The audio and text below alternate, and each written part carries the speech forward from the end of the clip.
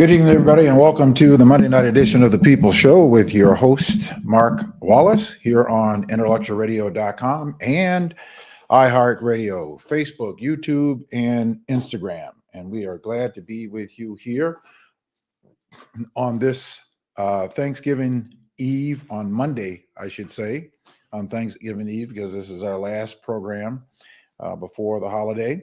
And of course, always around this time, we also honor and recognize the legacy of the life of the late Mayor Harold Washington, whom was the mayor of the city of Chicago from 1983 until his untimely death on November 25th of 1987. And we are going to honor and recognize him. I'm going to have a host of people who worked in his administration, who is going to be on the program with us tonight.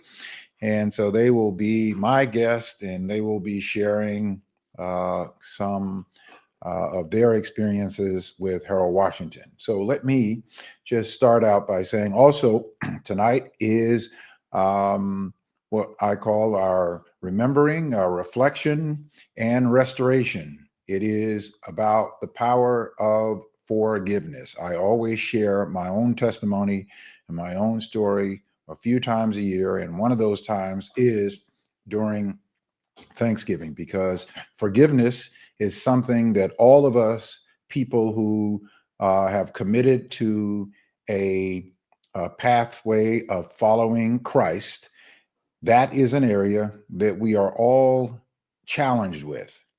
But I found real liberation through an unexpected experience back in 2006. And I am going to share that with you a little bit later on in the program. So make sure that you tune in for our restoration moment. I've got a word for you that will help you deal with what you're struggling with. But I want to talk just a little bit about my own experience before I bring on my guest, who is going to share with me. I moved to the city of Chicago November 18th, 1985, 40 years ago. I moved to the city of Chicago.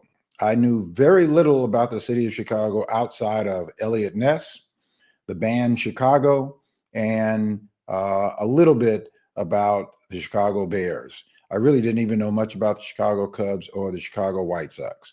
I was 25 years of age. I had just graduated and completed law school, and was migrated here with a job opportunity.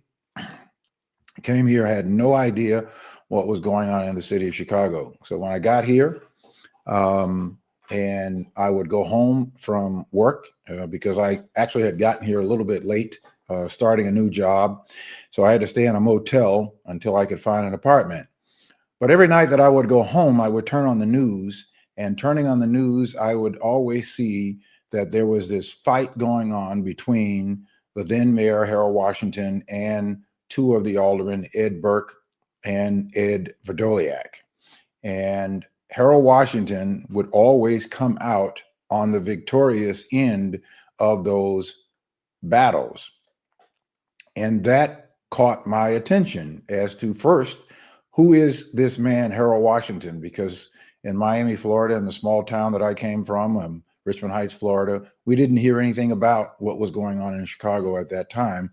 So even though it was made national news, we didn't hear about it, or at least I did not hear much about it back then. And so as a result, I would watch this, what I would call a sparring, which seemed like it was every day, that there was something going on in court between Ed Burke, Ed Verdoliak, and Harold Washington, and Harold Washington would always come up victorious. And so I locked in to watching and wanting to know more and more about who this man was. And as I would watch and I would learn, I would become more and more drawn to Harold Washington, because I had never seen a Black political leader that exemplified the kind of character, the kind of gravitas, and the ability to basically control the narrative of what's going on at the time.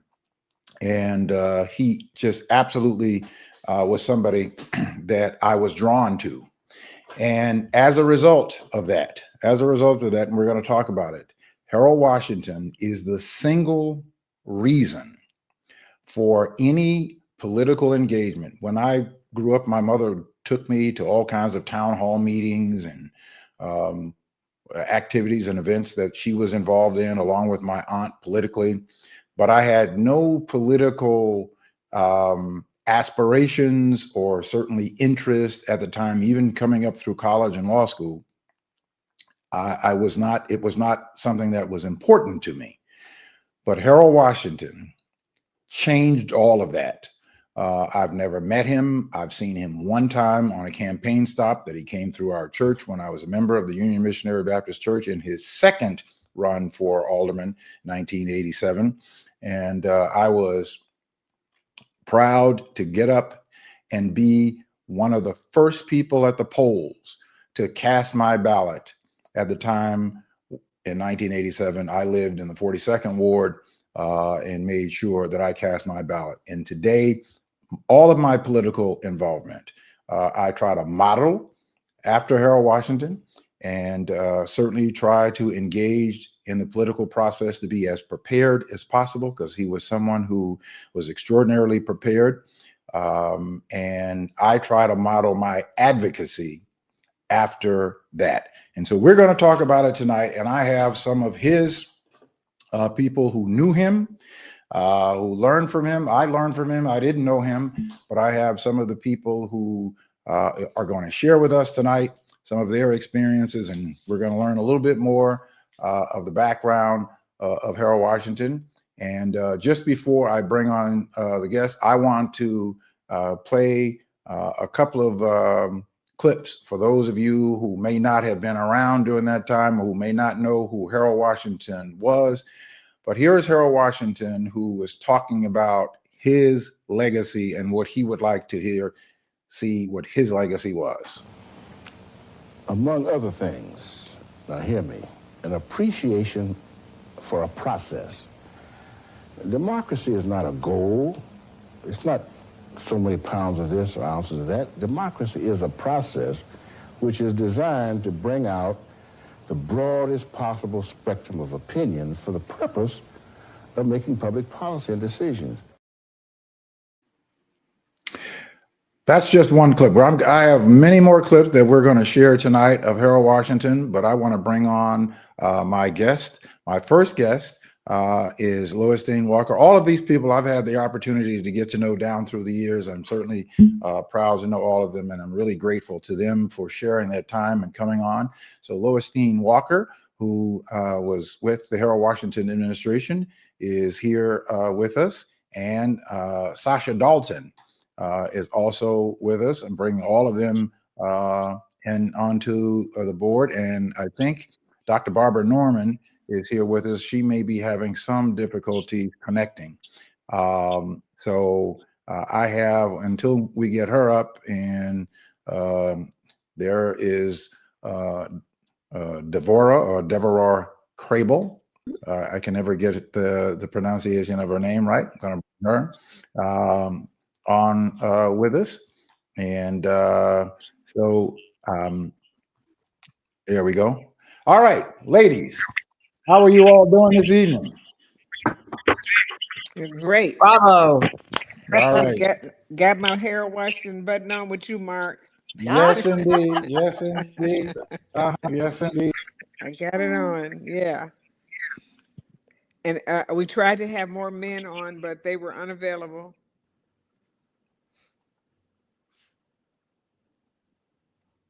I think he's trying to help Barbara. Hey, ladies. Hey, hey, Hi. hey. Can you hear me? Yes, we can hear you. A fantastic show program today. So I'm glad everything went off well. God continues to hold the weather up for that ceremony, we have been good every time. Yep. Yes, we have. It's been amazing. Yes, yes, it It was a has. little chilly out there today, but it was good. Yeah, yeah. You can take the chill, but it's no snow and no rain. No snow, no rain. No There you rain. go. Because the very first one it did snow, but then the sun came out, and then the snow went away. So Mm-hmm. so for the past 6 years, it's been good. Yeah, great. Mm-hmm. What's it doing out there in Arizona? It's Y'all warm. got sandstorms? No, no. That was a month ago. It's warm, Mm, right? I was just joking. Yeah. I think it was 7. As a matter of fact, Ricky is sitting outside on the porch. Mm-hmm. That's what he's doing right now. I So think it's I'll take a flight and come out there and spend Thanksgiving with you, And Lois. I'm gonna be on that same flight. Okay. yes. Yes, you can. Well, I got terrific news. My brother Okay. got his kidney transplant. Woo! Oh, yes. Yeah. Yes. Wonderful news. Oh, congratulations. Yeah, Praise just in time God. for Thanksgiving, right? That's So going to he change so the he so quality of his life. right. Mhm. So he actually had the transplant? Yeah, he's in the hospital right now. He had the surgery yesterday. Wonderful. And so yeah, so Wonderful. that's yeah. Is And he then he here said, in Chicago, Deborah? no, he's back east. Mm-hmm. Oh, Okay. well, Were you All praise right, trying to God. help ladies. Barbara get on, Mark? I'm trying to bring her into the studio. I think she's here now. All right, there is Okay. she. She's got it, Dr. Barbara Norman. There you are, Barbara Norman. Yeah, there she you is. are. All right, so we got everybody here. Everybody is on. Fantastic. Okay. All right. Well, listen. I gave a little bit of intro about my coming to know of Harold Washington. As I said before, I've never met him in person, but I've certainly had the opportunity to observe and learn from him. And all of my political engagement, I try to model after Harold Washington. I would not be politically engaged were it not for the personality of Harold Washington, because I was captivated by this man. Every day I would come home from work, turn on the news, and there was Harold Washington and Ed Verdoliak and Ed Burke fighting over something, and Harold Washington coming out victorious, defeating those two chaps. And that absolutely captivated my attention. And I've been drawn to Harold Washington ever since. And I will forever owe any political engagement that I'm involved in to his example and how he could transpire that kind of energy. Without even knowing him. I don't know another political figure that has touched me the way that Harold Washington's spirit touched me, not ever knowing or seeing the person, including Barack Obama. All right, Lois Dean, your turn. You're up. Hey, everybody. So just glad to see you again, Mark, and to be with you. And I'm out here in sunny Arizona, but it doesn't matter that we continue to carry the legacy on of our great Mayor Washington. And so when you just showed that clip a few minutes ago, I just already immediately got teary-eyed, because I'm like, and you are right, there is no one in the political arena who can voice his opinion so, what's the word I want to use, so majestic, because he was just majestic. Whatever words he used or however words he used them, we had to go away with, I don't even know what he's talking about, but that's a bad mama jamma. So we got to go to the dictionary and figure out what it was that he was talking about. But you know that it was right, because he was a very serious, and he knew what he was talking about. So that, just seeing that clip reminded me, like you said, you came here to Chicago from another state, another city, didn't know anything about it, but that man had us all mesmerized. And it wasn't a joke. He was serious. He knew what he was talking about. He was educated. He gave you what he wanted, what he needed, what he knew.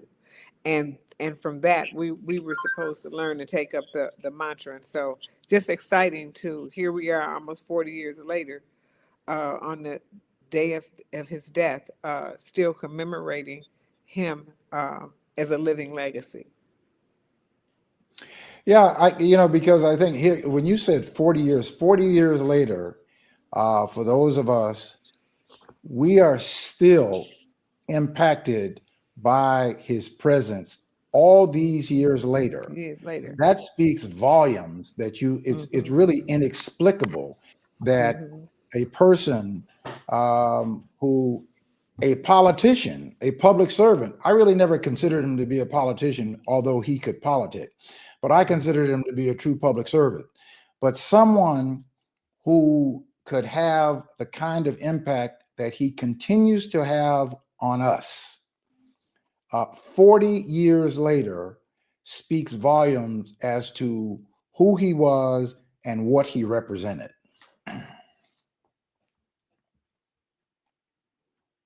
Deborah? Yeah, well, I'm sitting here because I yield to the greatness on this panel. Everyone on this panel actually worked with, in some capacity, with Harold Washington. I came in much, much, much, much, much later. I had the benefit of meeting him right at the tail end of his career and just shortly before his most untimely and unfortunate demise.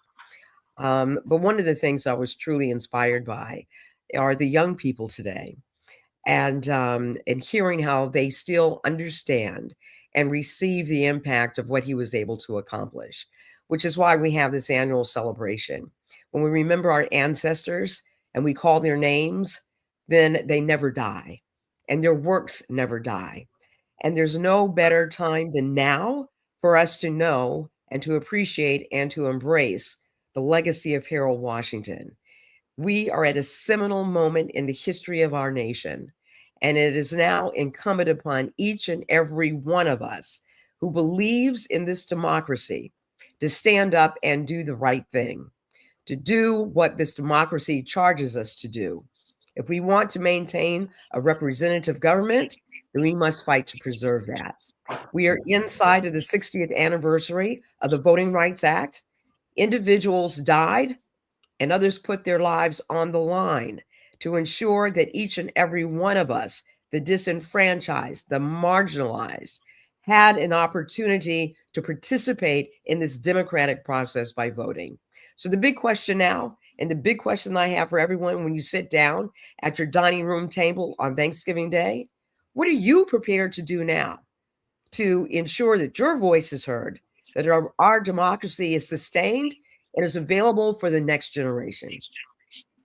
Yeah, to me, that is how you truly honor someone that you say that you believe in and you respect, and that you remember. The way to honor them is to implement what they did, to repeat that currently in our lives today, to instill that in young people. I would love to see, and I think that we have to find a way to do that. I know that last week they just had the big annual Urban League awards, blah, blah, blah, whatever it was, that you pay $700 a go and they give a few awards out and 1,000 people showed up and all that sort of thing. I believe that Harold Washington is just that important or more, that we need to find a way to make sure that his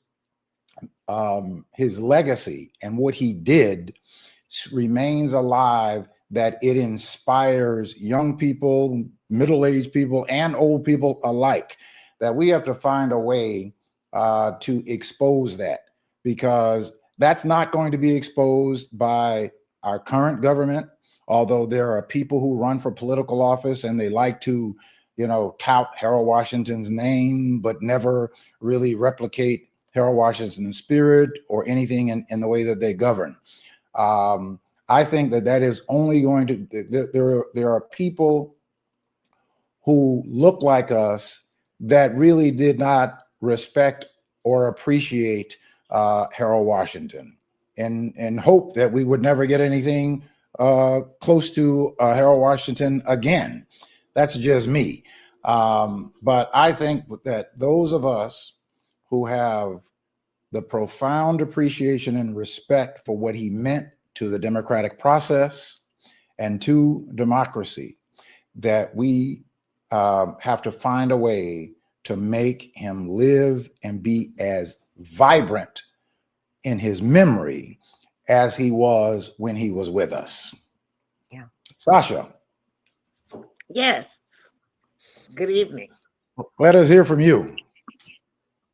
Well, I had known Harold Washington before he became mayor. In fact, I worked in the campaign. In fact, when I first started singing, I became acquainted with him, and he would always buy tickets to my events and things like that, and encourage me. And when he ran for mayor, I was actually initially in New York performing. I had said, I'm not coming back to Chicago. I want to be a Broadway diva. So I had no aspirations for anything except singing at that time. But I came back home to do a fundraiser for him. And then I got involved in the campaign. And it was during that time that my desire for making sure that whatever I could contribute towards his mayoral campaign, that I did that. And I worked with the group called the Artists for Washington. And, I was there on many special occasions. And just to see him in his early days when he was campaigning for mayor, and how he handled the crowd and the enthusiasm that people had for this man who, as Lois said, he was so articulate. He could send you to the dictionary after he spoke 5 seconds. You say, what did he mean? But we we were very encouraged, and it just lit a fire in the city that this man could be the mayor, and that the funds were raised by major black businesses. It was a time when all of the black businesses came together and really supported him, because we wanted to see him be mayor. And when he won, it was it was the most phenomenal day in Chicago, wouldn't you say, Lois? When Harold Yeah, won the yes, election. yes. The whole campaign, and It was then magnetic. It the was day of absolutely the magnetic.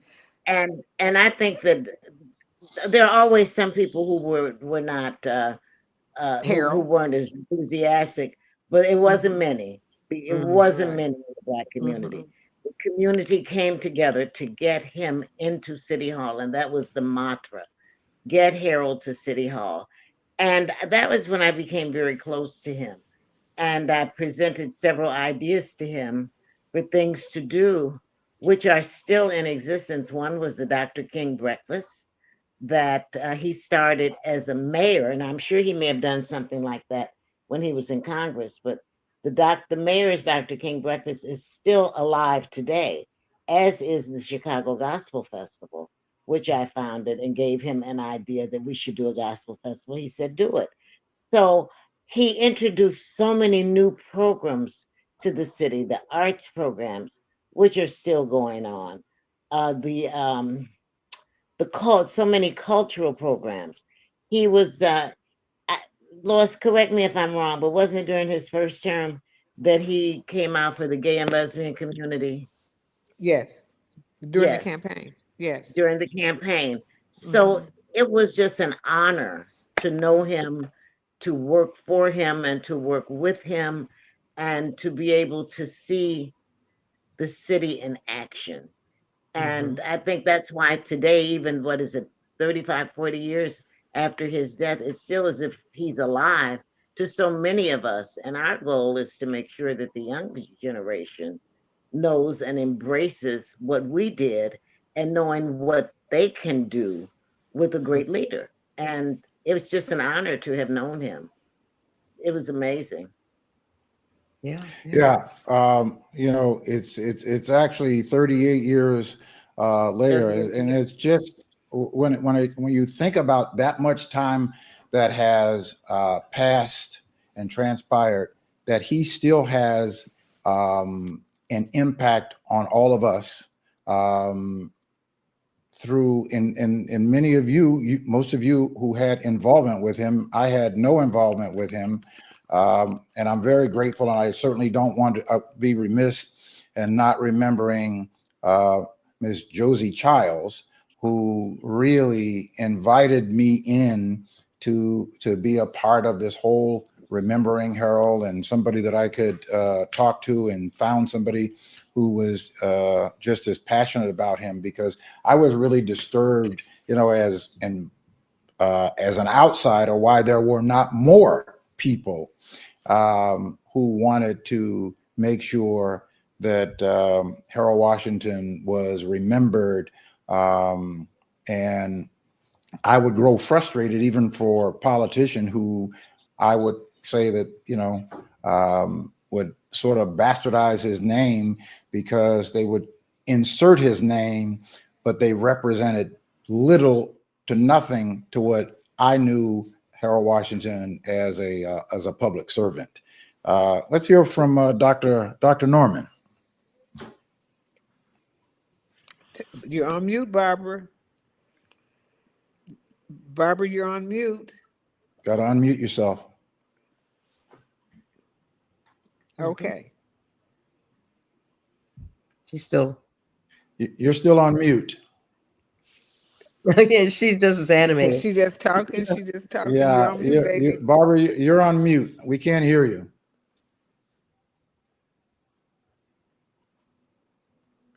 We can't hear you. Okay, I think you got to turn the volume up on your computer. Your microphone volume is down. Well, now her microphone says that she's mute. She's got to unmute herself. Out until she can get that straight out. I'll just continue with some things that I want to say. Okay. Even though in here, you like I said, it's 38 years ago that that he passed away. There was so many good times and so much good stuff that came out of the first campaign. Like Sasha said, she was supposed to be in New York and stay there, and she wasn't coming back to Chicago. And then he wooed her back to Chicago. He wooed her back, and Sasha actually, in both campaigns. So there's always a love couple in a campaign. I've worked in a whole lot of campaigns. So in the first campaign, in the first Harold Washington campaign, it was Lyle and Chanel Richie, Lyle Logan and Chanel Richie. And then they got married. And then in the second campaign, it was me and my husband. And so when we announced our engagement, we went to where Sasha was singing, and she introduced it to the whole thing, and they brought it back to the mayor. And it was fun times. And so we mark our anniversary on Mayor Washington, who was supposed to perform our wedding ceremony, and it got all mixed up in scheduling. And we were at the last minute. I'm crying. Where's the mayor? No mayor. He didn't even know. It wasn't on the schedule. And at the last minute, Reverend Liberty Baptist Church. Who was Sasha? Who was that? A.P. Jackson. Reverend A.P. Jackson. We got him at the last minute, and he came. That was Barbara's pastor, and he came and performed the ceremony. But we had a lot of things going on. And when you talk about the people that you thought that there should have been more people who were behind him, we were still in a culture that we didn't think we could ever get this office. And so there were people that were divided, and Reverend Jackson and Renaud Robinson and those people like that are the ones that brought it to our attention that now is the time. And so we struggled, through that first campaign because nobody would give us any credit. See, people don't know about the back of the campaign. You just know about what you see in the front. We couldn't even get money to buy a poster, to make a poster. And when we finally did, the first buttons were paper. The second button was a little metal thing that stuck to your clothes. This fourth button, this was the fourth rendition of the button, because the first button was a piece of paper that stuck on there. And then nobody remember that. Remember that. And we had campaign offices opening up. We didn't have pencil or paper or anything. And so I would go to bed with that bag of Harold stuff every day. My family was like, "Are you crazy? You got to do this, that, and the other." So finally, I'll tell you the turning point of the first campaign, in my opinion, was when we had the rally at the University of Illinois Stadium. People didn't believe it, and we had to get buses and everything. And I'm gonna tell you, the U of I, they charged us $8,917.53, and we had to pay it in cash. We Ooh. had to pay it in cash. They didn't, because they didn't believe in us. They wouldn't take it. So we filled that stadium up, and it's filled up at the time of the news that came on TV, where there were people standing outside who couldn't get in. And Reverend Jackson said, "Put the dollar in the barrel for Harold." That's that next day, people were like, "He's gonna win. He's gonna be our mayor." And the next night, in the middle of the night, we painted the city of Chicago blue. When I say painted it blue, we had finally got some money to buy posters, and Vince Bakeman, the late Vince Bakeman, got his, and Ola Minji got their people together, and they put signs all the way down King Drive. Every household had a sign. People were fighting for a sign. We painted the city blue.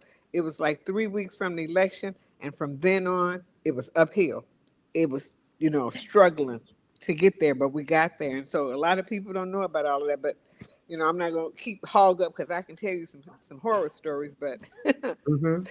Well, that's what how. I want you what I want you to do is to take us all the way back.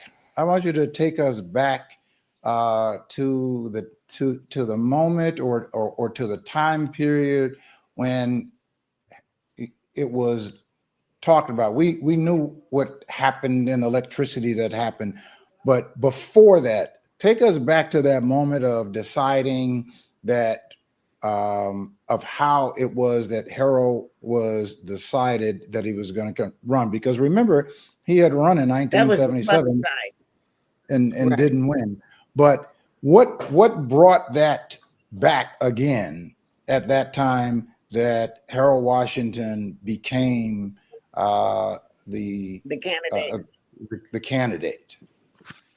Well, he was, and like Sasha said, the plebiscite got together. That was Lou Palmer, a whole bunch of other political activists of the time, and everybody was upset because we had supported Jane Byrne, and she turned the tables when she got in, and she went back, and so she started doing some things that hurt our community, and they said enough is enough. And I think the first boycott was the boycott of Chicago Chicago Fest. Chicago Can, Fest. may I interject this, Go Lois? ahead, go ahead, go there, Sasha. Uh, at that time, Reverend Jackson had a program on, I think it was WVON radio, and Mm-hmm. he would come on and talk about things that were going on in the city, or important information to the Black community. And he reported one night that because as Lois said, Jane Byrne had made a lot of promises to the Black community. One was to get a put in a Black superintendent of schools, and a lot of other things. I don't want to try to go through the whole list right now. And CHA someone, was one. yeah, CTA. So when she got in, Reverend, if we supported her, and when she got in, she just defied. She went against everything that she had said. And Reverend Jackson called her and said, "Wait a minute, you promised to do this, this, and this, and this." And she said, "Reverend Jackson, I don't owe you anything." And Ooh. Reverend Jackson reported that on the radio show. And someone called in and said, "Reverend Jackson, we are to boycott Chicago Fest." And that's when all of the Black community and a lot of people in the city boycotted Chicago Festival. That was her main fundraising artery, and Hmm. they lost a lot of money. And Mm-hmm. then the community began to galvanize at that point. You remember that, Lois? And Yeah. Ed Gardner came in of Sashing Products and gave us some money. And then, as Lois said, we had the so many other things that happened that helped to raise money. And the Black community was really, really supportive of that. And we had Black radio stations. We had a lot of Black businesses, banks, and people came through with money to help to fund the campaign. It still wasn't enough, but we got him in. Mhm. And you talk about the Golden Fellowship dinner, Mark, which happened last week through the Chicago Urban League. And so when it was all decided and said and done, and the mayor, they registered the voters, he asked for what, 50,000. We got 300,000, and he asked for a hundred Right, thousand dollars, and or $10,000, whatever the numbers were. The coalition of activists exceeded those numbers, and he had no choice but to run because he didn't want to run. And so right. when they chose Bill Berry, who had been the president of the Chicago Urban League and the Portland Urban League, and who had carried the Urban League through the years, but was an active employee of Johnson Products, he bought in everybody and said, we got to do this. And those black businesses respected him and Harold. And that's how they started the ball to roll and to raise that $100,000. And they wanted a campaign that when it was over, that nobody was owed any money. And I can tell you that that happened. Not a single person was owed any money when that campaign ended, however much we raised. And you know, back then, $100,000 was a lot of money. It's And a lot of so I money back then. it was a lot of money. And so today that $100,000 is probably equivalent to $500,000, but Or more. that's or more, and that's what was used to actually fund the campaign.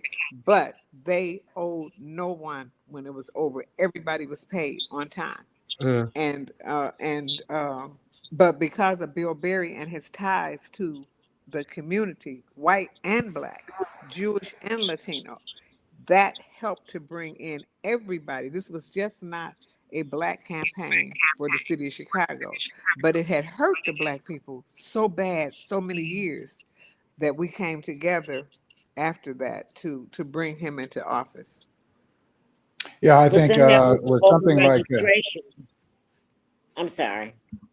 yeah, I think it was something like when I read the actual exit polls that he got 95% or 96% of the black African vote, American. and more Hmm. than 87% of all registered black voters participated in that election.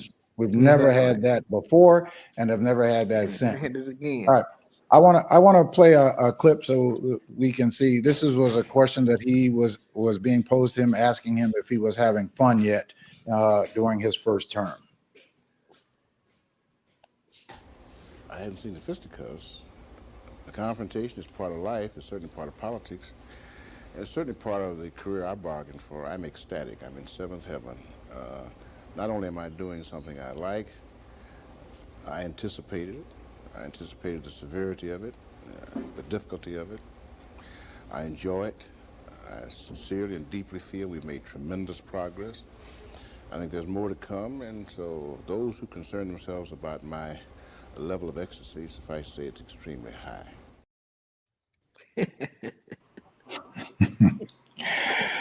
Yeah, I don't think we've seen anybody who can articulate from that position of power that and respond to controversial questions. And I never saw him run away from any question. I've never saw him run away from any issue, that he was able to respond to it and respond to it in a very deliberative way, very strong, not combative or defensive, but can certainly state his position, state what he believed.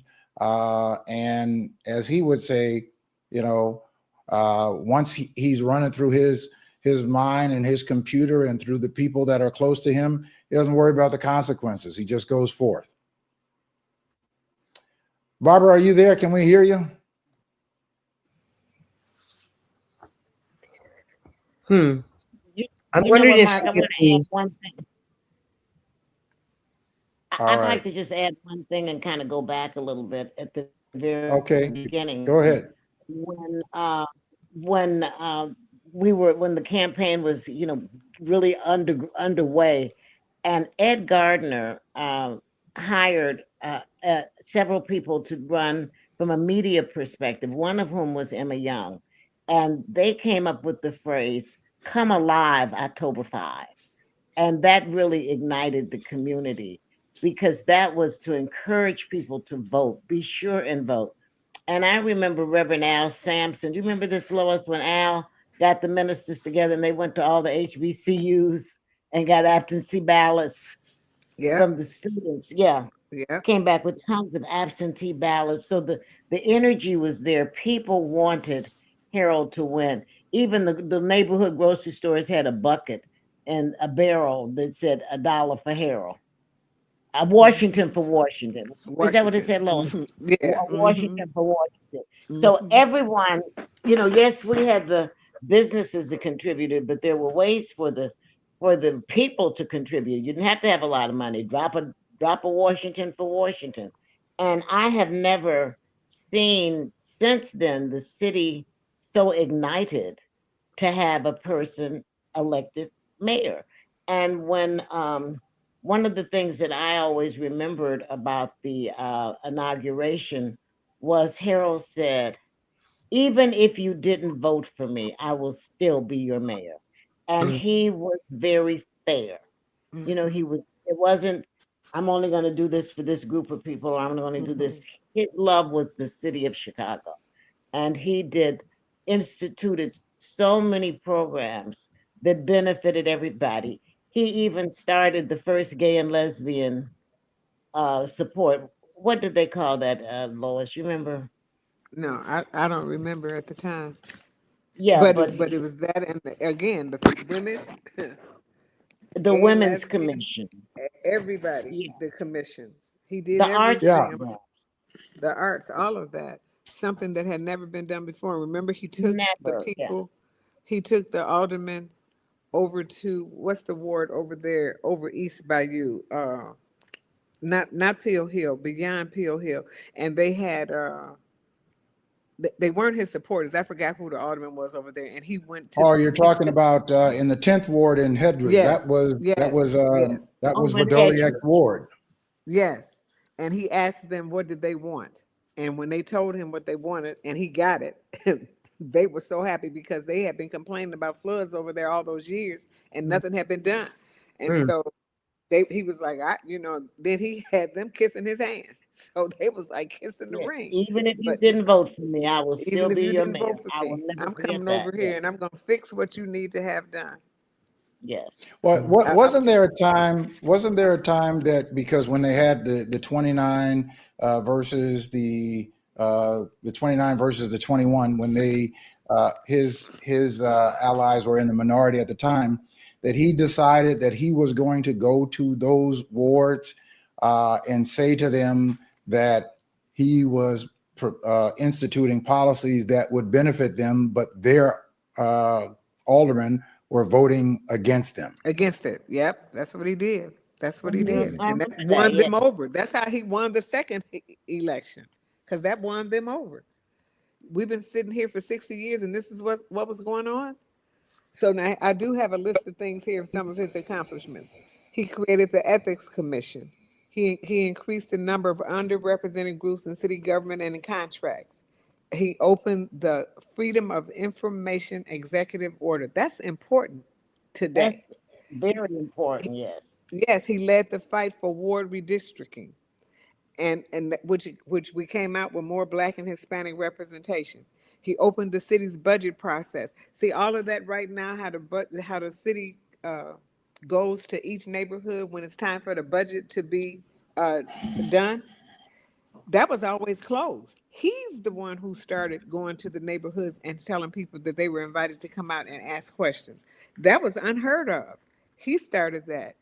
He had more balanced economic development between neighborhoods. He encouraged neighborhoods and projects. He had a citywide cultural plan. We talked about that already. And then he had here's real important. Barbara had put that in there about Charlie Hayes was behind him. That was all the unions. Charlie Hayes, Addie Wyatt, um, Lil Warrior, uh, all of them, and worked Willie with the Taplin Barrel. There. Willie Barrow. He worked with the unions to establish a women's apprenticeship program. And the White Sox Stadium, he helped them with that. All of these different things he started and didn't complete, but we're standing on his shoulders right now with that. The Navy Pier. And remember when we had the inauguration at Navy Pier and nobody had been back there for years? Mm. Years. And no place else was big enough to have the inauguration. So that's where we had the inauguration. I was on that committee. And And I people were tell everywhere. people were everywhere. A lady came to me with a shopping bag full of money. When I say this to you, she was older. There were no seats. And she said, I'll pay to get in. You Mm. can't pay. You can't pay to get in. And but I got her in. She didn't have to pay me. I got that lady in because she was in her 80s. And she was like, I'll pay. But no place was big enough for us to have that. And then that started the renovation of Navy Pier. And like Sasha said, the Gospel Fest, Sasha was in charge of the first Gospel Fest, and I was with her right there. That's how long we've been knowing each other. Yep. Rolling those hills up on South Shore Country Club, not downtown. They didn't get downtown with Sasha to what, the third year? The third year, yeah. The third year. And that We were and that was because Harold said that you got to move this festival because we couldn't get people in. It was so many people. He said you got to yes, become a major festival, and Mm. yes, that's when it became the Chicago Gospel Festival. Prior to that, it was a tribute to Professor to Thomas Thomas, Dorsey to Thomas called the Dorsey. Dorsey Gospel Festival. Yeah, yeah. So What? he just started so many things, so many things that had to do with the arts, and Well, one of the things he that was you just mentioned, amazing. yeah, one of the things that you mentioned about he created the Freedom of Information Act, which is something that many people have gotten justice for, including myself. I was able to sue the city of Chicago because of the Freedom of Information Act, that we were able to FOIA information from the city and found that the city was violating due process, and we were able to win a major lawsuit giving back more than $38.75 million to motorists that had been unjustly violated by the city of Chicago. So many people are still benefiting as a result of his policies that are impacting the city of Chicago. Here is another clip of Harold talking about how depressed city government was Depressed in at the the sense time. that we were beaten down. Our potentialities were not realized because the system didn't permit it. A good example, for years and years and years prior to my coming into office, women never had a significant role to play in this government, none whatsoever. You couldn't find them. With the obvious exception of your predecessor. Well, she was at the top of the heap, but there were no women below her.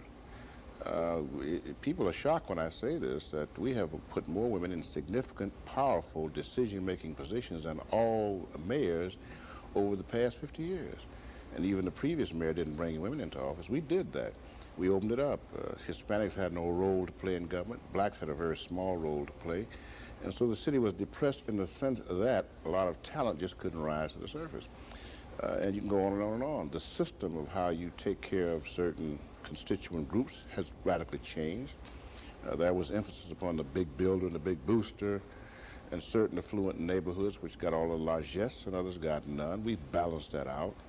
Yeah, we were depressed, beaten down, and ruled very, very rigorously. The original DEI. Yes, the original DEI.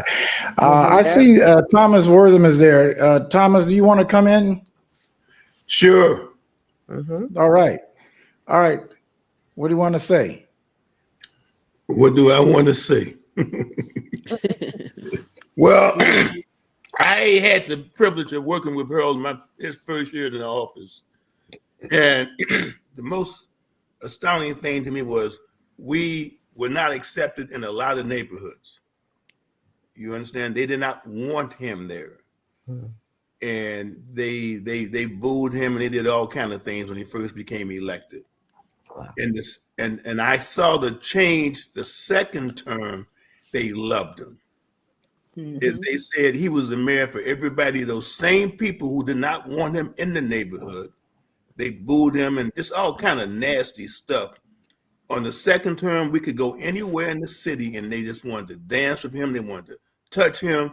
I saw the turnaround. And that was the most amazing thing to me, is how he won the people over. And I do know had he had lived, he'd have been mayor forever. Mm. Because the people end up loving him. You know, I think one of the things that I think that about Harold is he understand, and he talked about that in one of the clips. I think I may have played it. I'm not sure, but he talked about government being a process, right? He talked about a process, and I think that he understood that, and he conveyed that on to the public, that he understood what the process was, and he helped just the average ordinary person understand that there was a process in everything that had to be done, whether he was talking to a group of people out in a park or something, or if he was talking to, you know, business people or other people who are in government.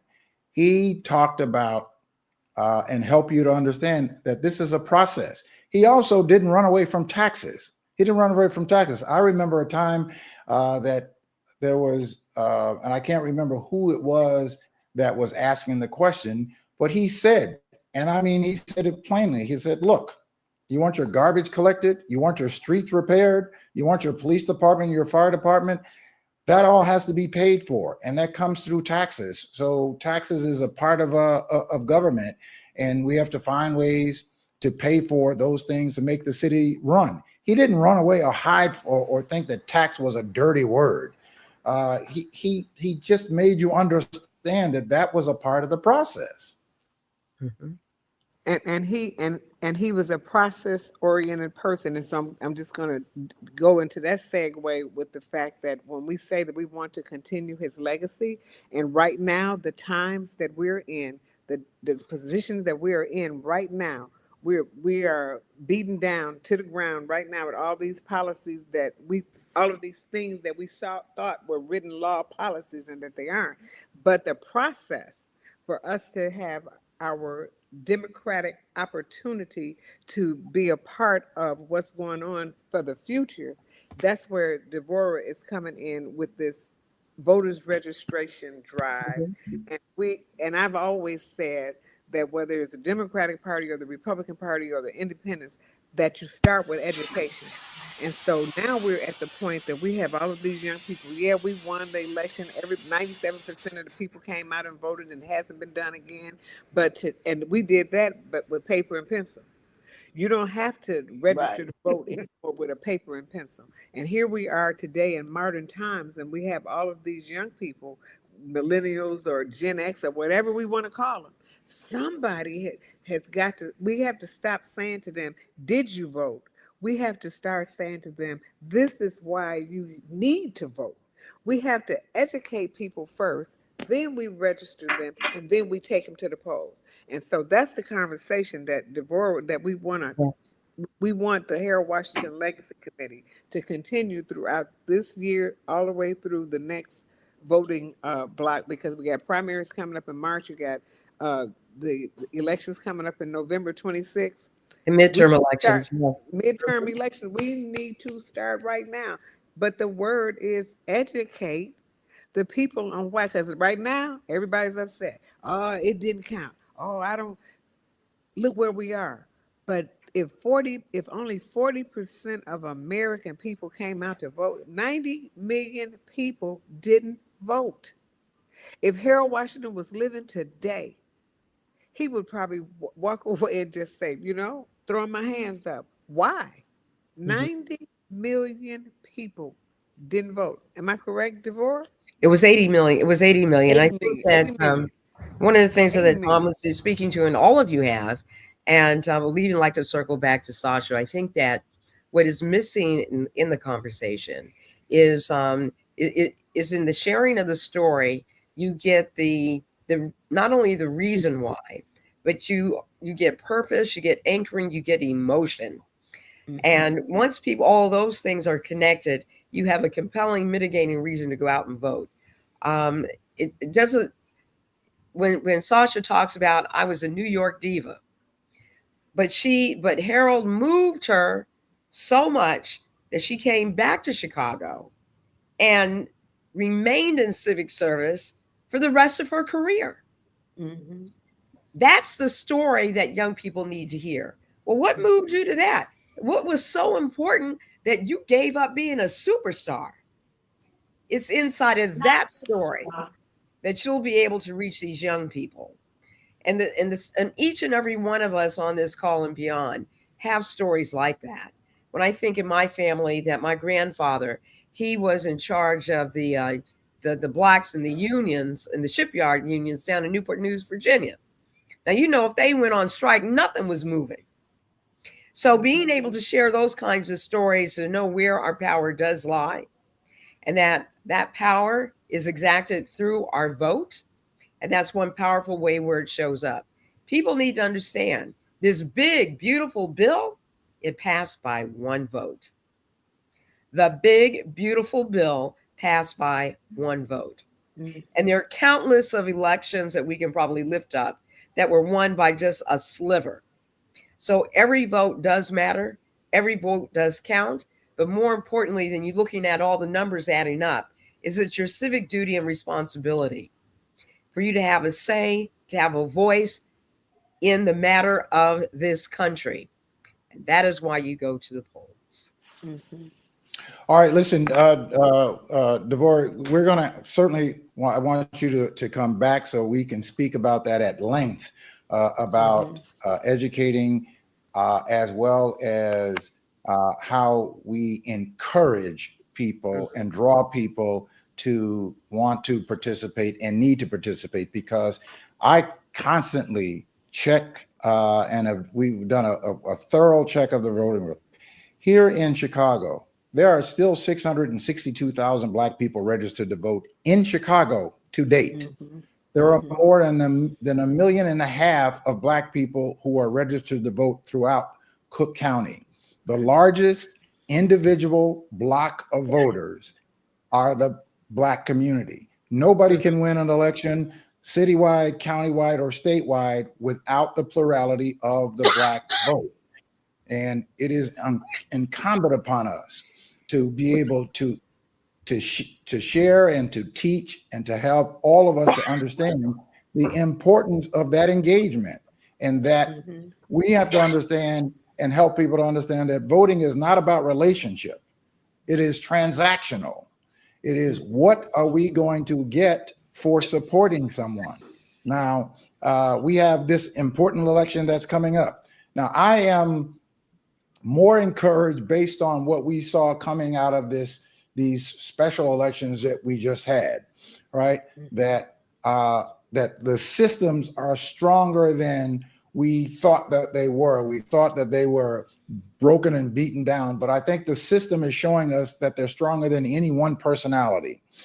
But I think that this is a great opportunity for us to demonstrate to the importance of young people, and we have to find that chord or find that way that we can educate them as well as to ignite them to understand their level of power that they have within that vote. And we also have to teach about strategy.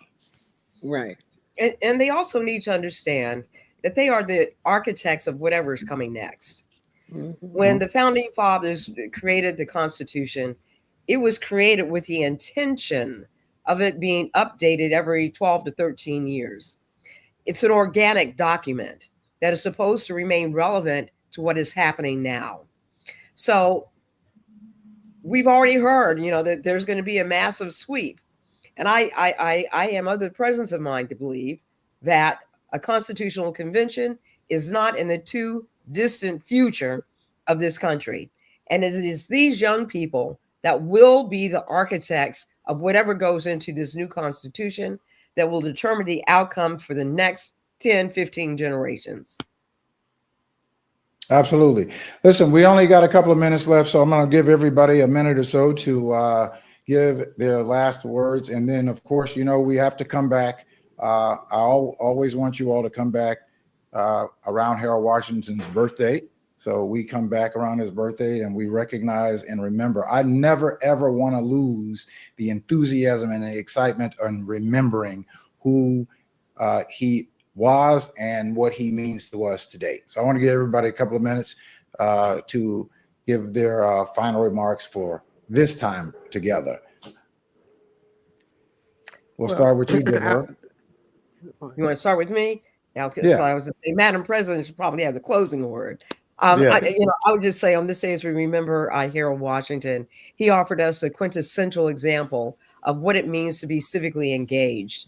He showed us the example of how to make the everyday man be very important, and to know that that voice is the most important voice when we talk about making this democracy work.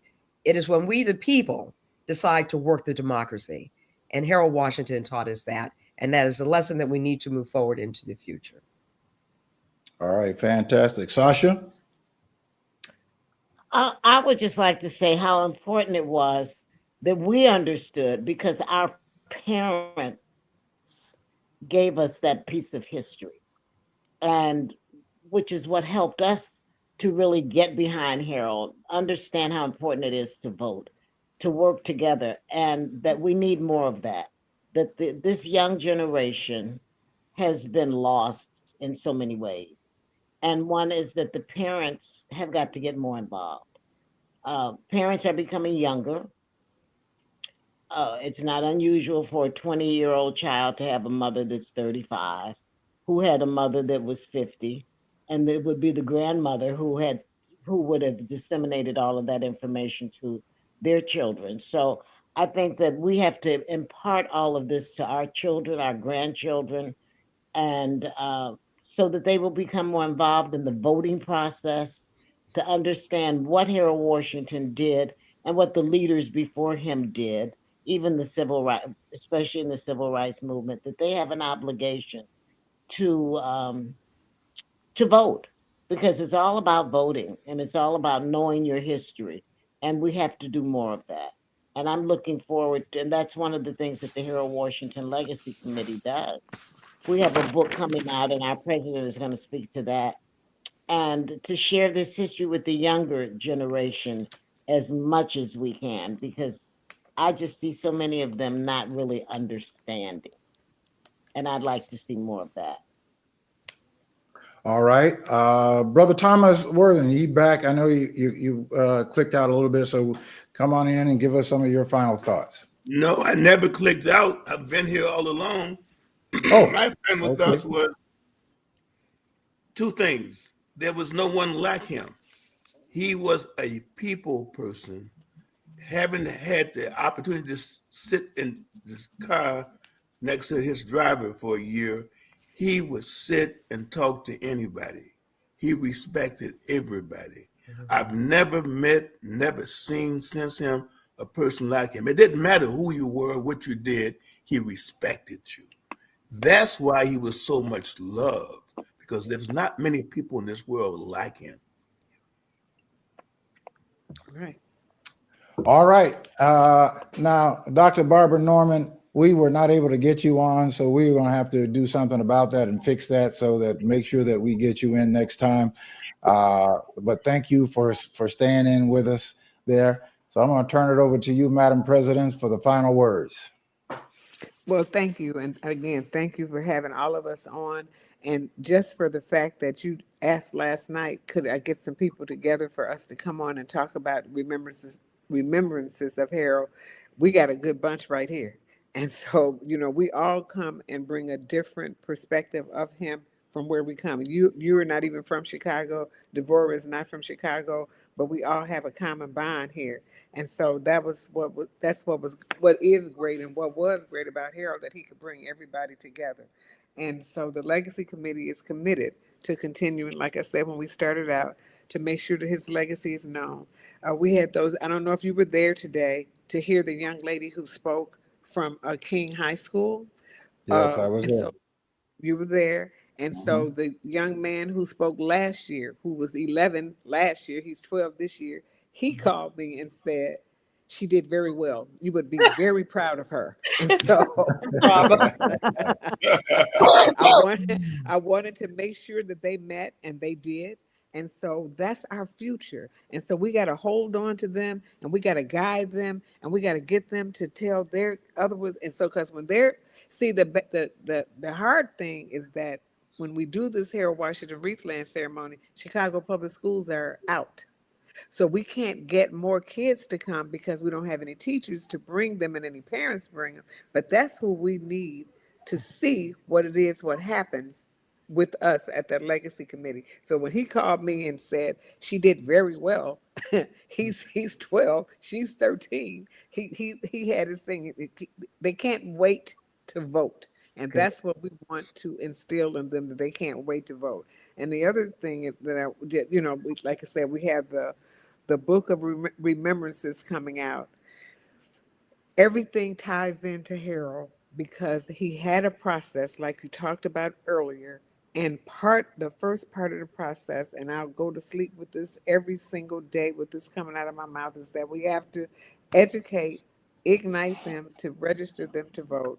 And the book of remembrances, we've been working on this for 3 years, and we're hoping to that it will be ready to come out in April. We are taking pre-orders now, but if people get the opportunity to read about the thoughts that everyone had on the mayor, um, that should ignite somebody, young or old, to continue to carry on his legacy and his memory.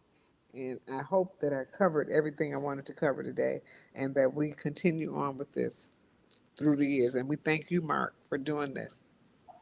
Well, I am always grateful for you, Loisine, and Devora and Sasha and Brother Wortham, all of you who have always been so gracious to me and participating with this. As I said, words just don't exist as to what Harold Washington means to me in terms of my own civic engagement.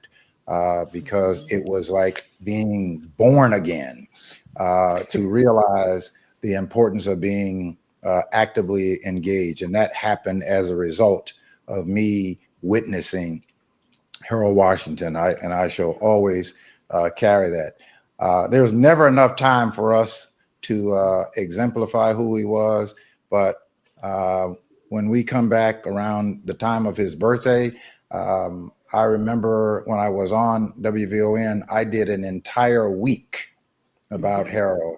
That's how we met. And it was Josie Childs who brought all of you all and all the different components of his campaign and his administration together. And every night was something different. And that was a very special moment. I think I want to do that again next year, that we can put something like that together. And one of the other ideas I thought about when you said that the children are out of school during this time is, well, you can't get children to bring them. Maybe we can start reaching out to some of the churches that they can bring some of their children on the day of the wreath laying, so that we can have more young people Okay, involved. that's a great idea. That's a great All right. idea. Let me just say one more thing Mhm. about because I will definitely be talking to you, because we are already working on having a whole week of Harold Washington for 2026, April 11th to April 18th.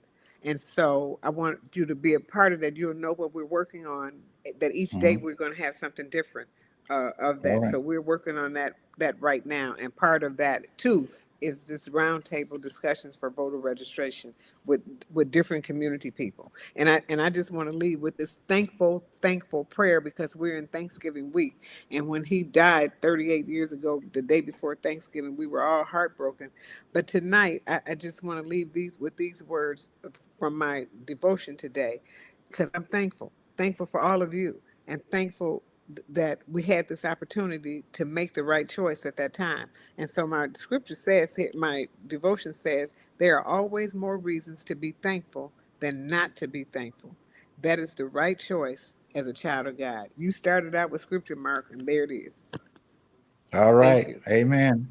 All Thank right. you. Thank you all very much. Thank you. And certainly you all have a wonderful Thanksgiving. Lois Dean, you're out there in sunny Arizona. I'm headed back down to the sticks down there in Miami, where I'm from. And so my Okay. wife and I will be down there for a few days, Okay. taking in some, we don't eat a lot of turkey in the South. We eat a lot of souse.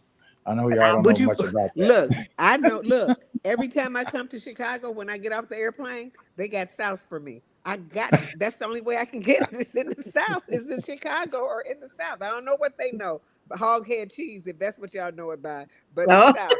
That's what some All South right. and crackers and a beer. Okay? wow. That's me. All right. All right. And All right. Mark, I know how to Fantastic, make folks. it. Yeah. I Okay. know how to make it. Okay. Well, you got see, Souse actually is a West Indies dish.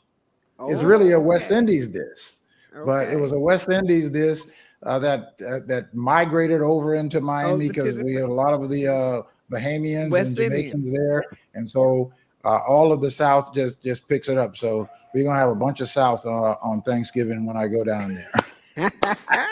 All right. So I don't, Okay. I don't know what Souse is. Well, it's hog. It's I the don't even ears know of the what it pig. is. I know. It's So what is it? where you city fat people come from. It's from the pig. It comes from the She pig. asked, what is it? Well, she Let doesn't me know put what it it to you is. this way: Okay, it's slices of pork that is put in a boil. yes, like and Okay. then like a gel. Yeah, Ooh, And you yeah, make it up just like you make dressing. And yeah. so ooh. but it's with sage but it's the pork and it's thinly sliced. And the place that you can find it in Chicago is out there on Dixie Highway at the meat market and at Pete's, and you can get it thinly sliced, and I love it. Okay. Y'all don't eat. All I right. guess y'all because y'all don't eat chitlins, but I No, got I don't need chitlins. chitlins. I got chitlins and South. I don't Okay. either. No, okay. Well, Sasha, I'm with you. Okay.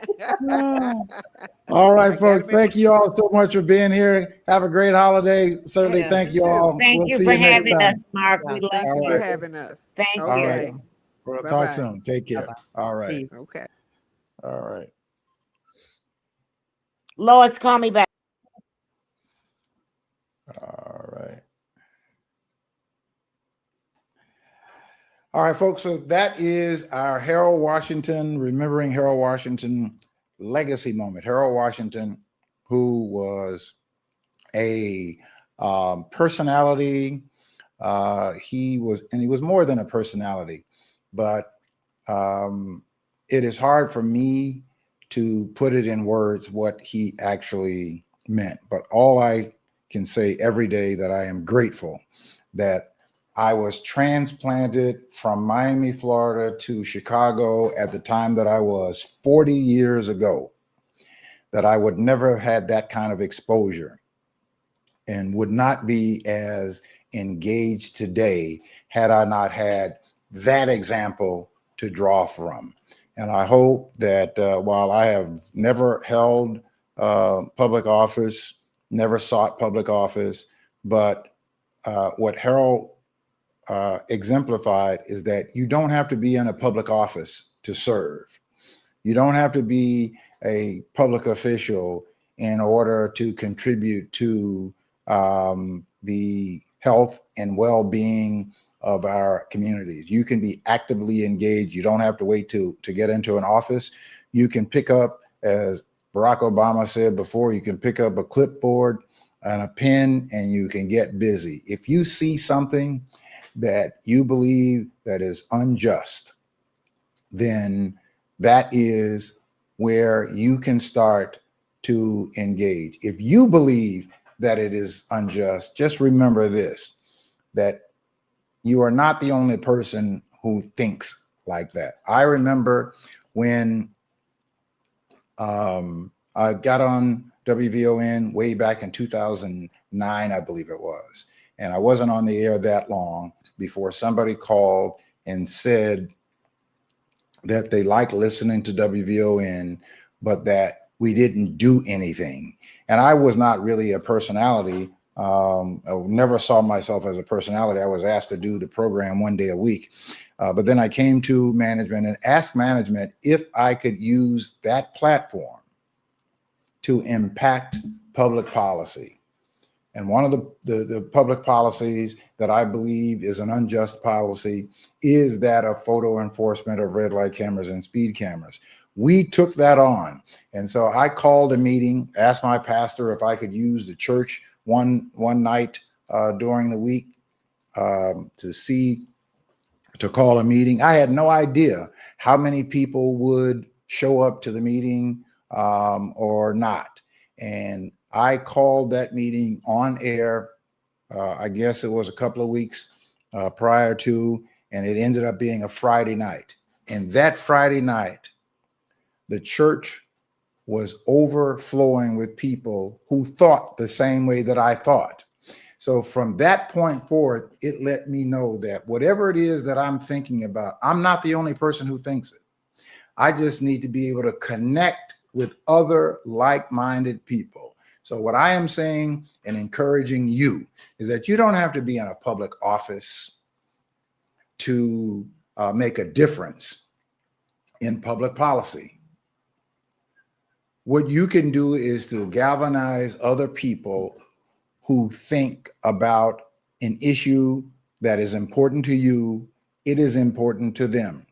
There are thousands of people who think like you think about whatever that issue is, whether it be housing, whether it be health, whether it be economics, whether it be business, whether it be education, whatever the issue that is important to you, whether it be wrongful detention or detainment, whatever the issue is that is important to you, there are thousands of other people, and you just have to be able to connect with those people who are of like-mindedness like you, and to go after and to pursue the changes in public policy of that issue.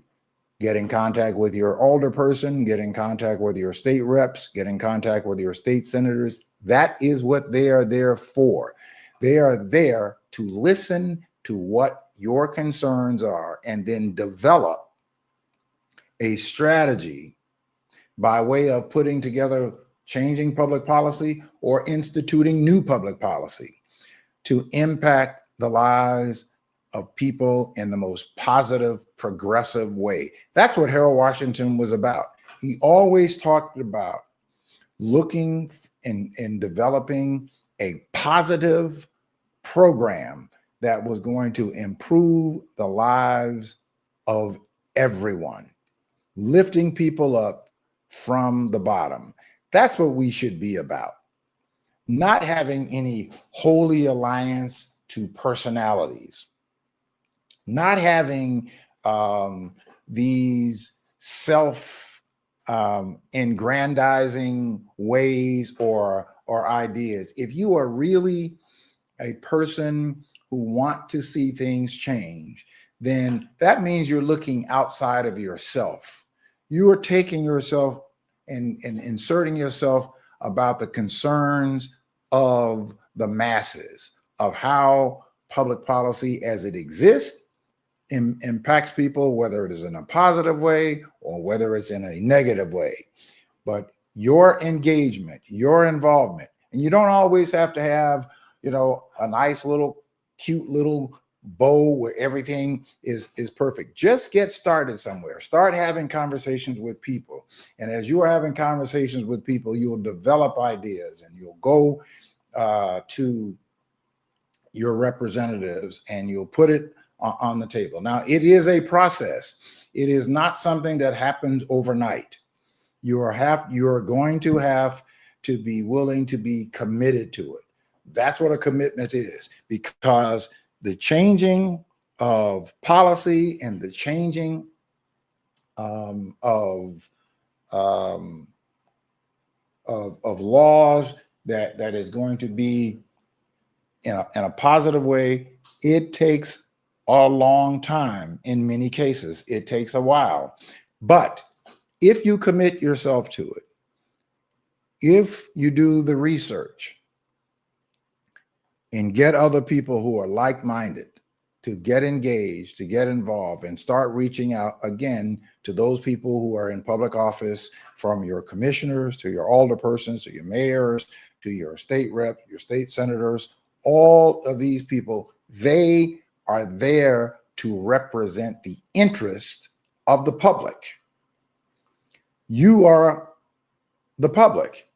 And there are people who are in the public that might not want to take on the leadership role or not even know how to take on that leadership role. But those persons certainly want to be involved with somebody who thinks like them. They'll be supportive. They'll come and be a part of it. And in some cases, you don't always have a lot of people. You might have a core group of people, 10, 15 people, but 10 or 15 people who are committed, who are consistent, can make the world of difference in the lives of people and do very good in the world.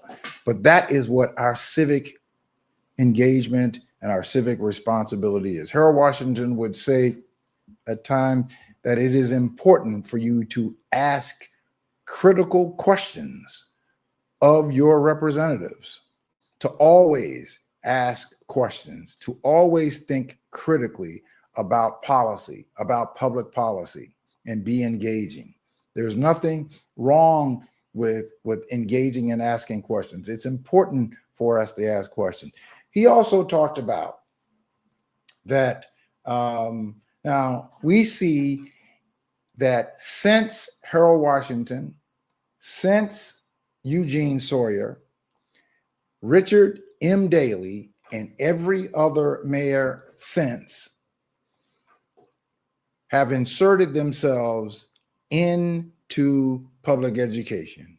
Harold Washington thought very differently about what a mayor and what a mayor's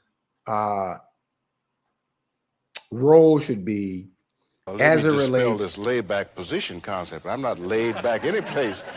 First of all, I have made it absolutely clear that the responsibility of a mayor or any other executive official is not to involve himself into the administration of a school system, curricula, etc. That's not the purview of a politician, and you don't want that. The problem in the past in this city is that previous mayors have practically run the public school system, and they have used that system as a market for bond merchants, craft unionists, and contractors. We know that. It's legend.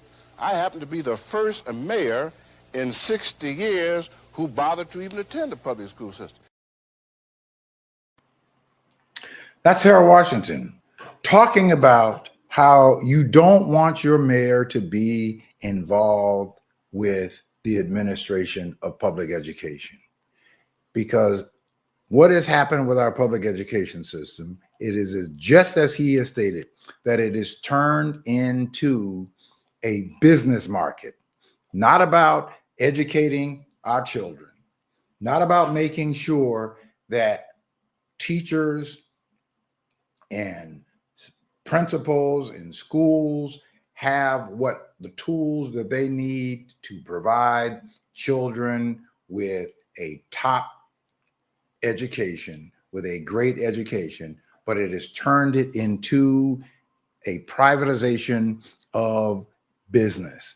That's what it has turned into, for opportunity, for profit.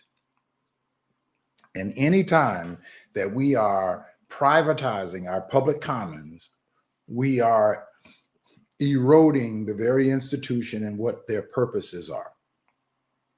Can you imagine if we privatized our police department or our fire department? If we privatize that to private industry, it would become so corrupt, it would become so ineffective, because business is interested in profit. This is why we should never privatize our public commons. I do not believe in privatization. I believe that privatization, ever since its inception, has eroded.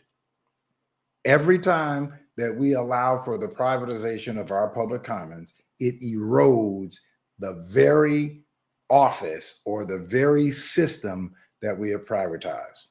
We've even privatized, in some degree, public safety to, or traffic safety or public safety to a private company to enforce traffic laws. That's what we've done. We've turned it into a private industry. And what has happened? It became corrupt. In this state alone, we have had now more than 17 public officials, 17 public officials in one system because of the privatization of traffic enforcement of red light cameras and speed cameras. In one company, Safe Speed, there are 13 people who are public officials that have been charged and convicted of some type of corrupt scheme, whether it was pay to play or bribery or whatever it was, tied to one company, Safe Speed LLC, that these 13 public officials were charged and convicted. Whenever you turn our public commons into a profit center, you bring about an opportunity for corruption. These are the kind of things that, if you don't like them, then we have to get engaged and find out what the process is for us to challenge those systems, to hold those people to account who are responsible for passing and writing our laws, and argue and defend what we believe. And when you do that, then you have the opportunity to make a difference. Doesn't happen overnight. Sometimes it seems very, very lonely, and it takes a while for that to take place. But don't sit on the sideline. Don't be in despair. Don't be cynical. Get engaged in the process. Get engaged in the process. All right, now I want to talk a little bit about what took place earlier today. There was the ruling from the United States District Judge, Cameron Curry, are about the James Comey and Letitia James, this malevolent prosecution that Donald Trump had his minions to exact on people that he looked at as his perceived enemy. And Judge Cameron Curry, and this was a significant victory for Comey and Letitia James, who both argued that their prosecutions are retaliatory and motivated by President Donald Trump's effort to punish his political foes. Quote, the judge, I conclude that all actions following Ms. Halligan's defective appointment, including securing and signing Mr. Comey's indictment, constitute unlawful exercises of executive power and must be set aside, unquote. Curry wrote in her opinion in the Comey case a line that she repeated in her ruling. Curry also ordered that the indictments to be dismissed without prejudice, which means that they are more than likely going to try to bring them back. And in fact, Pam Bondi, moments after this ruling, said as much, which would allow prosecutors to seek charges again. She suggested that the prosecutors could not seek a new indictment in James Comey's case since the statute of limitations for the offenses expired at the end of September. Attorney General Pam Bondi, speaking at an unrelated news conference in Memphis on earlier today, told reporters that the Justice Department, and just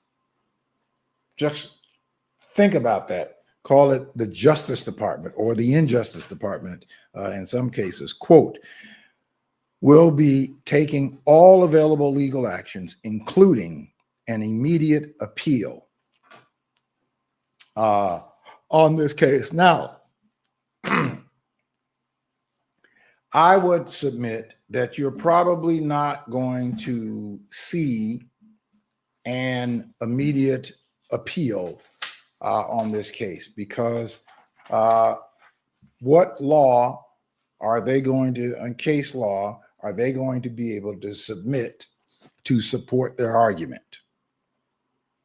I think it's going to be rather difficult that that they do that. I tried to bring up the statement that James Comey made, or the live video that he made about that, and maybe we'll be able to bring that up to you at some point in time later on. All right, so let's do this date in history, and then we're going to go into our restoration period, because I want to talk with you about that. So make sure that you get your friends, make sure you get your relatives, somebody that you know who is struggling with forgiveness. Struggling with forgiveness. I've got a word for you that I know is going to help you deal with that struggle that you have had. You've read all of the scriptures, you know all of the scriptures about forgiveness. You are a believer in forgiveness. You've been forgiven. We're forgiven every day by God. But you have this one person whom you have struggled with. Not that you don't want to, that your ego, your feelings are allowing for you not to get past that struggle of unforgiveness. Well, I've got a word for you. So I want you to reach out to somebody that you know who may be having this struggle, and someone who has talked to you about a struggle. Have them to go on, tag them, share the link with them right now. Have them to come on so that they can listen to the word that I have, and it's my own testimony, it's my own experience of how I became liberated from the struggle of forgiveness. Not saying that I don't today have excuse me have struggles with it, with forgiveness, but I am talking about, I'm not just talking about some person that you know or some friend that you have. I'm talking about somebody who is integral in your life, someone that you've been carrying this deep seed of bitterness for years. You've been carrying a sack of bitterness, rocks, unforgiving rocks that you've just been carrying that load, and it's weighing you down, and you do not know how to get out. Well, I've got a word for you. I've got a word for you that will help you through my own story about forgiveness. Go right now and tell them to come on and tune in right now. Tell them to go to YouTube at Mark J. Wallace, The People's Show, so that they can tune in right now. And this word I want to share with them and for you that will help you go into this Thanksgiving season, this holiday season, liberated from what you have been carrying all of this time. And you know that you want to be different. You want to be different, and you want to have a different relationship with that one person. It could be your mother, it could be your father, it could be a sister, an uncle, an aunt, a brother, but that significant person, not just some, acquaintance that you know, but this is a person who has been significant in your life, and you have had a difficult time of just letting them go, forgiving them. But you want to. but you haven't been able to do it. And you're saying, I just don't know how. I don't know how to do and to get past it. Well, I am going to share my testimony with you that will help you liberate yourself. So go right now and tell them to come on. I'm going to do our on this date moment, and then our quote of the day is going to come a little bit later on towards the end of the program. But I want for you to get your brother, sister, friend, relative, whoever that you know that's struggling with forgiveness, have them to come on, and I am going to share a word for them. All right. On this date in 1877, English author Anna Sewell, bedridden in declining health, sold the manuscript of her only novel, Black Beauty, to a publisher, Gerald and Sons. The book would become one of the best-selling books in history, with more than 50 million copies sold. And on this date, 1905, pioneer and photographer Alfred Stieglitz opened the Little Galleries of Photo Secession at 291 Fifth Avenue in Manhattan, co-founded with fellow artist Edward Steichen. The gallery, famously known simply as, quote, 291, unquote, became a revolutionary space for elevating photography to the status of fine art.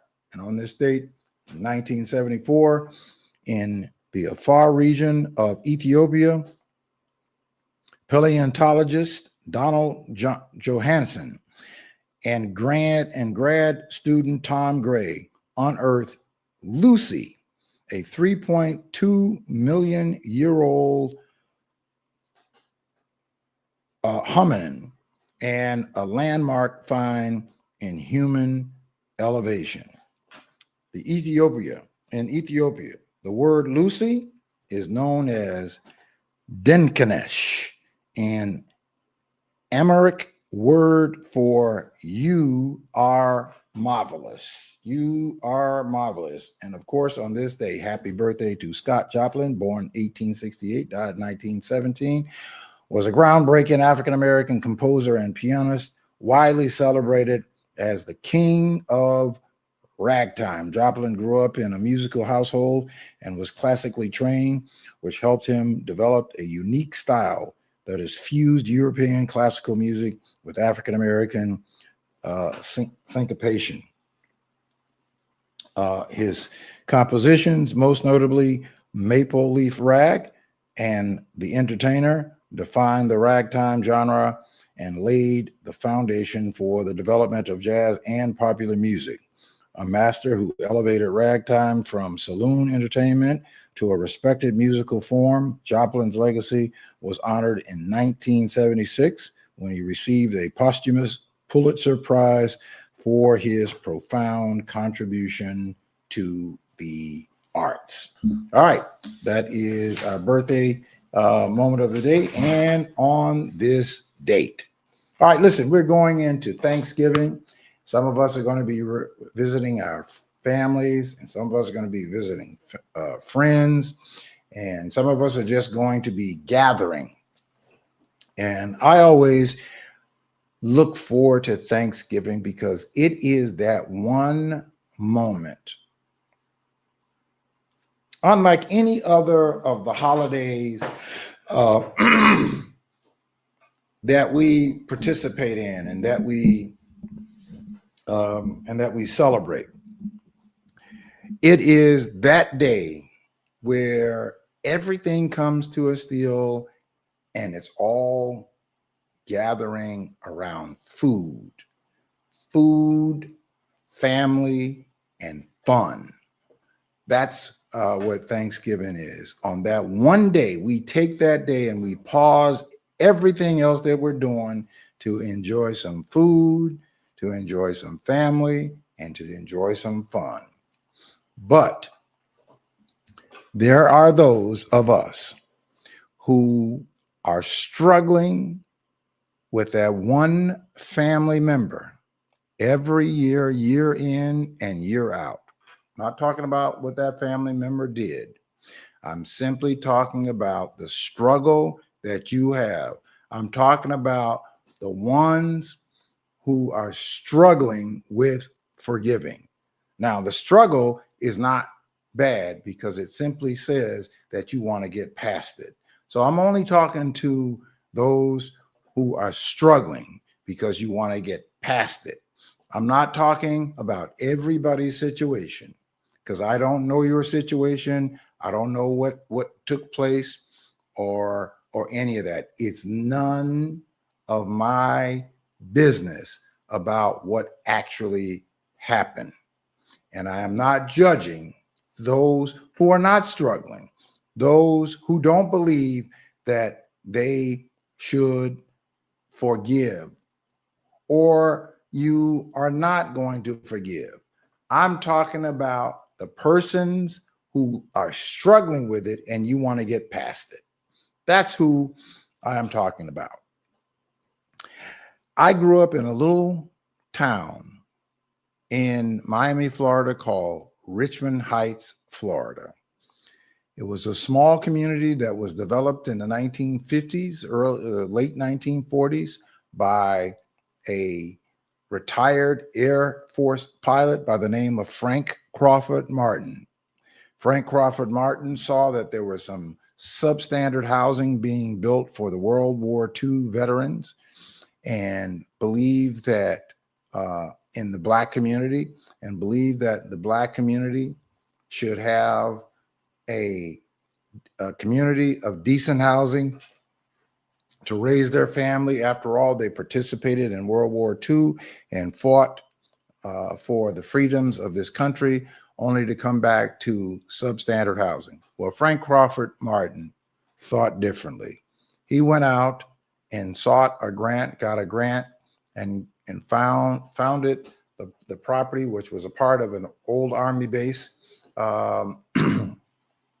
And the community is called Richmond Heights.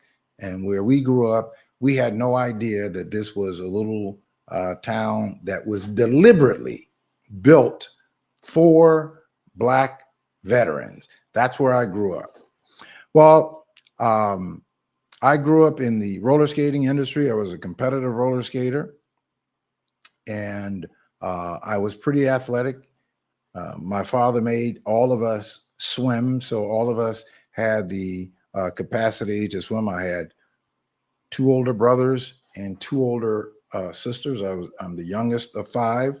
My eldest brother and eldest sister are both now deceased.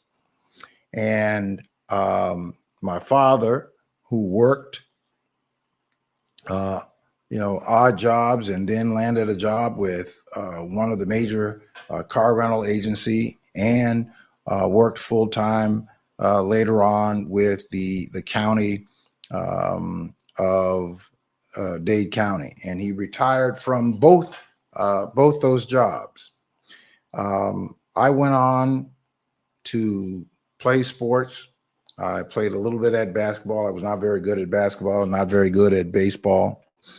But I was very good swimmer. I was very good at a tennis player, as well as I excelled in football. However, my father never really came to see any of my development. In fact, my father dropped me off when I was 9 years old. Started to play football, and that was the last time that my father actually came to participate in any activity that I was doing until I was a senior in high school. The last game of the year, my father was there alongside of my uncle, which was his brother, at that game. Well, I was a little bit, I won't say a little bit. I was frustrated with my father through that point, and I had developed over the years some rather disheartened feelings for my father, and had basically put it in my mind that I don't need him. If he doesn't want to be involved in my life, if he doesn't want to participate in my development, no sweat off my back. I had my Uncle Floyd, who had his own son that he was going into support, but he would go and support him by watching his games, and then after his games, he would come to see me or see my games, and then go see his son. And so my uncle committed that time to us, where my father basically did not. And I grew very angry about that. And so one of the ways that I dealt with it is to fabricate that I could not stand to be around my father, and that if he didn't want to be around me, it's no big deal. That I would go on to excel. And I did go on to experience some success in those things that I was doing, whether it was in tennis, whether it was in swimming, whether it was in football, um, or competitive skating. I did achieve some level of success. I also achieved a level of success that I was able to land a job at a very, very early age in a managerial capacity that afforded me the ability to provide for myself and then not have to worry. When I graduated from high school, or certainly after the scouts from the football universities, teams at the universities, I think I had offers from the University of Wisconsin, Florida State University, and University of Florida. There were some smaller universities that I had an opportunity to get a free ride. And my father was sitting in each one of those interviews. And in sitting in each one of those interviews, that the scouts would come visit and talk about those things that they would offer, the scholarship opportunities. My father was in every single one of those sit downs, in every one of those meetings. My father was there. And I actually was offended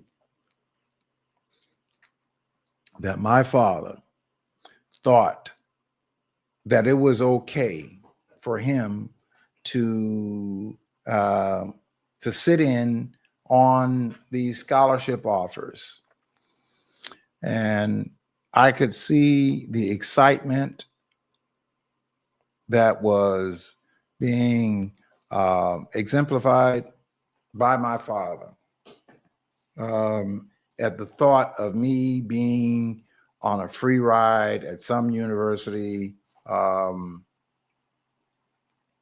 playing football. I decided that I was not going to accept any of the scholarships, turned every one of the scholarships down. And I went to my mother and I told my mother that I'm not going to accept any of those scholarships. What I am going to do is I'm going to go to the university that you graduated from. And there I will get my degree. I've done everything that I wanted to do, in my judgment, in football.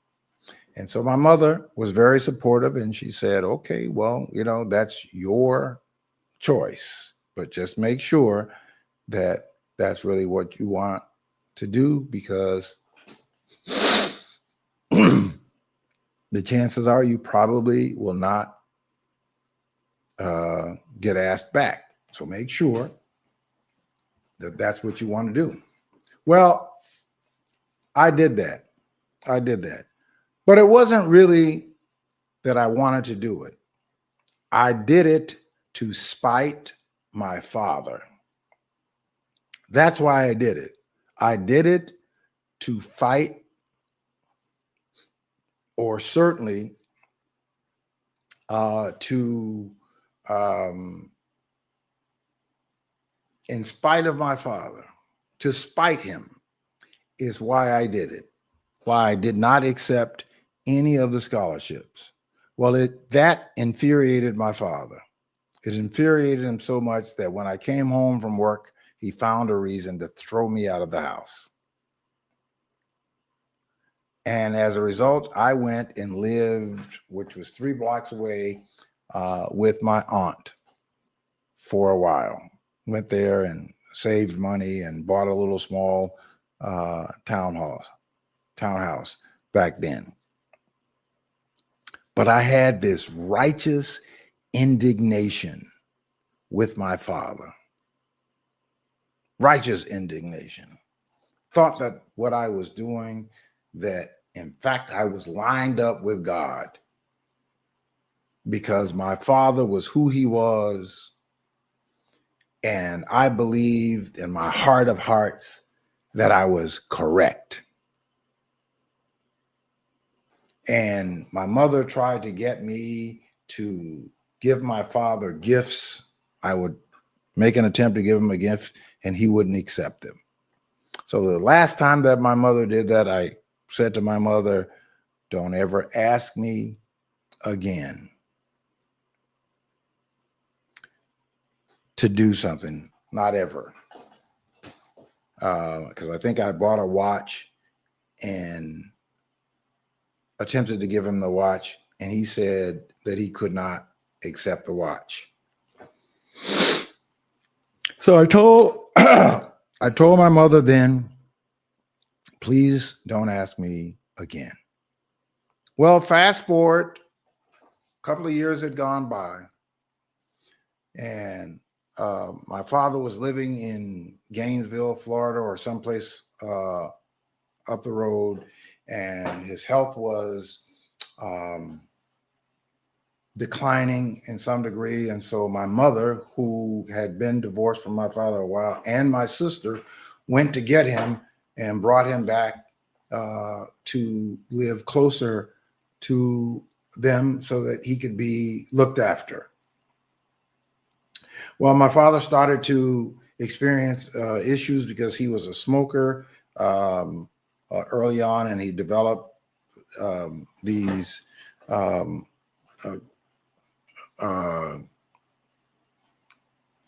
congestive issues, and he was unable to walk a lot. So my father had gotten sick and went to the hospital. This was right around the time of his birthday. My mother called me and said, it's your dad's birthday.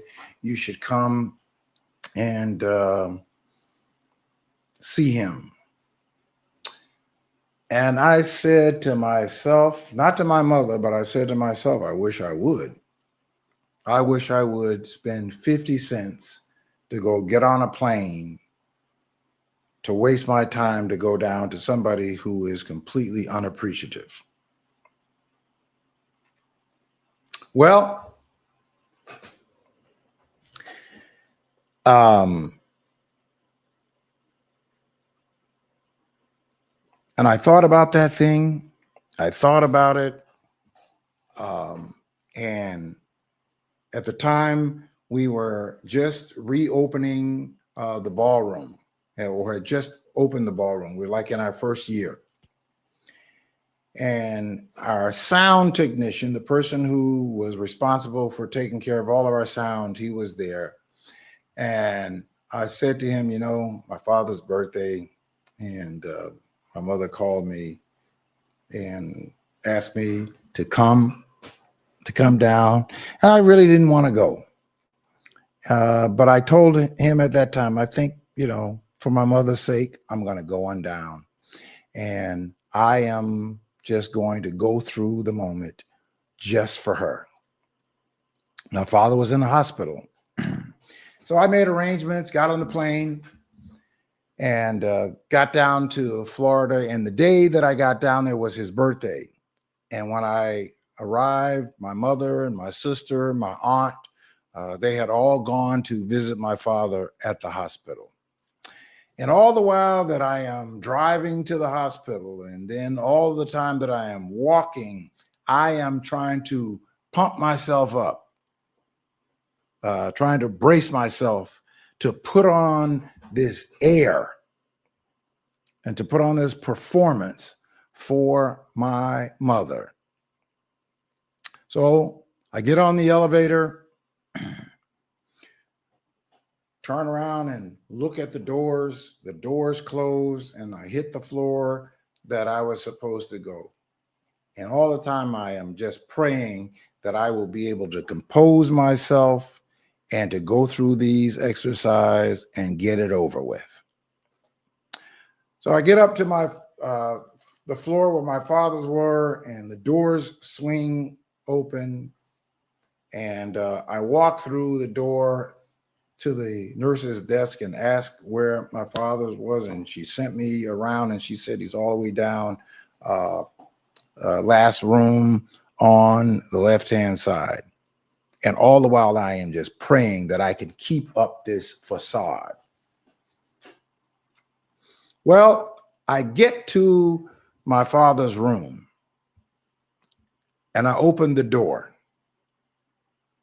And when I opened the door, all I could see is nothing but the brightest of lights, or just the brightness. It wasn't even light, but that it was just white everywhere. When I opened the door, this is what I could see, that everything was as though we were in the clouds. This bright, brilliant light that was resonating in this room. And I can see, my mother and my sister and my aunt sort of in the fog. Now, this is my real experience because I'm pumping myself up. But the second that I stepped across the threshold of my father's room, my father and I locked eyes on each other at the same time. I don't know what it was, but I was compelled and over to my father. I grabbed my father, and for the first time, we embraced and said that we love each other, and we cried. And it was because we were releasing all of the pain and all of the hurt, not the hate, the hurt. My hate was really hurt, masked in hate. And as a result of that very moment where we were able to drop all of what that was, that big bag of bitterness and masked hurt, we dropped it. I dropped it. And at that very instance, a spirit of liberation, letting the past go, letting my father go, liberated me.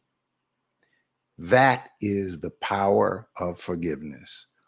When you free somebody else, that person, when you free them, you liberate yourself. Free them, liberate yourself, and you will go on to have the better of the rest of your life.